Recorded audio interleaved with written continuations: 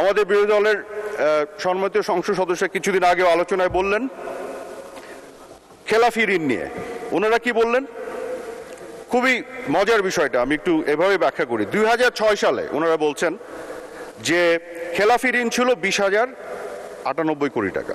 খুবই সত্য কথা। আবার বলছেন যে এখন এই খেলাফি ঋণ হয়ে গেছে 1,82,000 কোটি টাকা। খুবই সত্য কথা। এটা বললে মনে হয় আসলে তো খেলাফি ঋণ কত বেড়ে গেল। এখন যেটা বলা হলো না, লোন ডিসবার্সমেন্ট কত হয়েছে। যখন 20,000 কোটি টাকা আপনার খেলাফি হয়েছে তখন লোন ডিসবার্সমেন্ট হয়েছে কত টাকা? 1,52,857।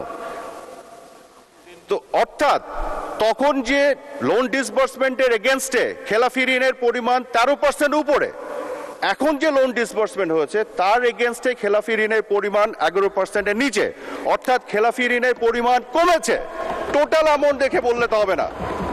আপনারা যদি অর্ধেক কথা বলেন, বিষয়টা হচ্ছে অনেকটা এরকম যে আমার আয় হচ্ছে 5 টাকা, আমি ঋণ করেছি 2 টাকা, আরেকজনের আয় 20 টাকা, সে ঋণ করেছে 3 টাকা।